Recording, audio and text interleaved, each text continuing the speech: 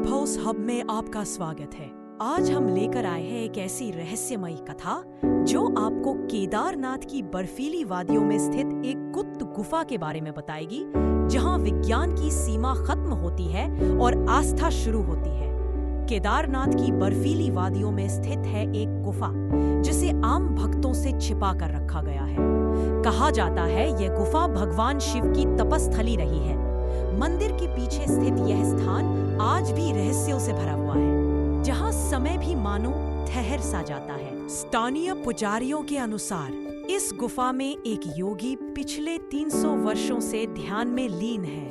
न वे बूढ़े होते हैं, न ही भोजन करते हैं। कई लोग कहते हैं वे स्वयं भगवान शिव के अंश हैं, जो इस पृथ्वी पर साधना कर रहे हैं।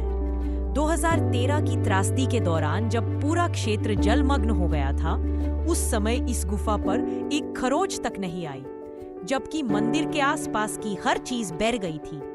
यह गुफा पूर्णतः सुरक्षित रही। यह बात वैज्ञानिकों के लिए भी एक रहस्य बनी हुई है। कुछ श्रद्धालुओं ने दावा किया कि उन्होंने वहां घंटियों को अपने आप बजते देखा, जबकि वहां कोई मौजूद नहीं था। ऐसी घटनाएं बार बार होती हैं, जिससे लगता है कि उस स्थान पर कोई दिव्य ऊर्जा विद्यमान है। एक विदेशी फोटोग्राफर जो केदारनाथ में डॉक्यूमेंट्री बना रहा था, उसने गुफा की तस्वीर लेनी चाही, लेकिन हर बार कैमरे में सिर्फ धुंध और एक चमकदार रेखा ही दिखती थी। अंत में उसकी कैमरा बैटरी पिघल गई। एक संत ने बताया कि इस गुफा में एक अदृश्य द्वार है, जो केवल विशेष तिथियों पर ही खुलता है। केवल उन्हीं को प्रवेश मिलता है जिनकी आत्मा शुद्ध हो और जो सच्चे श्रद्धा से वहां जाए। एक बार एक युवक उस गुफा में गया। जैसे ही उसने प्रवेश किया, वह बेहोश हो गया। जब उसे होश आया, उसने बताया कि उसने सपने में भगवान शिव को देखा और वे उससे बोले, तू अभी तैयार नहीं है। इस गुफा के बाहर एक त्रिशूल है जो दिन में सामान्य लगता है, लेकिन रात में उसमें से नीली रोशनी निकलती है। कई वैज्ञानिकों ने उसे जांचना चाहा, लेकिन उनके उपकरण वहां काम ही नहीं करते।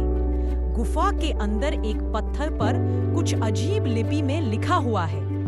कई भाषा शास्त्रियों ने उसे समझने की कोशिश की, पर आज तक कोई उसे पूरी तरह पढ़ नहीं पाया है।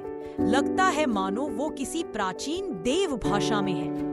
एक बार एक तांत्रिक ने उस गुफा की शक्ति को मापने के लिए यंत्र लगाया, लेकिन यंत्र जल गया और तांत्रिक वही बेहोश हो गया।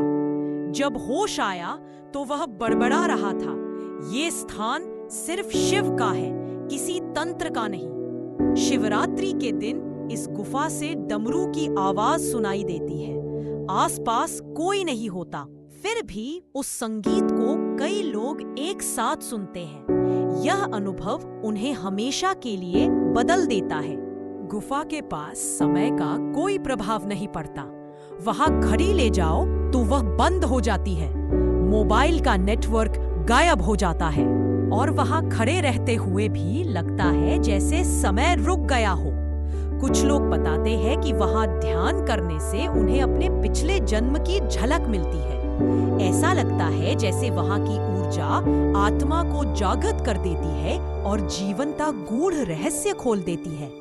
गुफा में रखा दीपक बिना तेल के भी जलता रहता है। उसकी लौ कभी बुझती नहीं।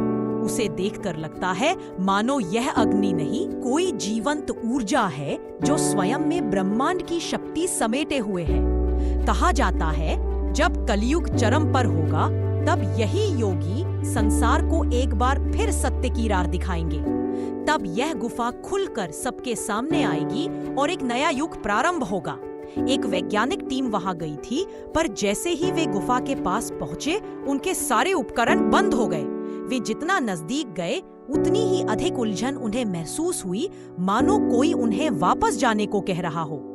एक महिला श्रद्धालु ने बताया कि उसने वहां ध्यान करते करते अपने भीतर एक दिव्य प्रकाश अनुभव किया। उसके बाद से उसकी जिंदगी पूरी तरह बदल गई और उसने सांसारिक जीवन त्याग कर साधना में समय देना शुरू कर दिया। आज भी कुछ लोग उस गुफा के बाहर जाकर ध्यान करते हैं। वे मानते हैं कि उस स्थान की ऊर्जा उन्हें शांति देती है और आत्मा को शुद्ध करती है। रातों रात सब मिट जाता है। स्थानीय लोग कहते हैं कि ये भगवान की इच्छा है कि वहां कोई हस्तक्षेप न हो। और अंत में जब सूरज की पहली किरण उस गुफा के मुख पर पड़ती है तो ऐसा लगता है जैसे ब्रह्मांड खुद उस स्थान को नमन कर रहा हो। केदारनाथ सिर्फ एक मंदिर नहीं बल्कि भगवान शिव का जीवित ऊर्जा केंद्र है।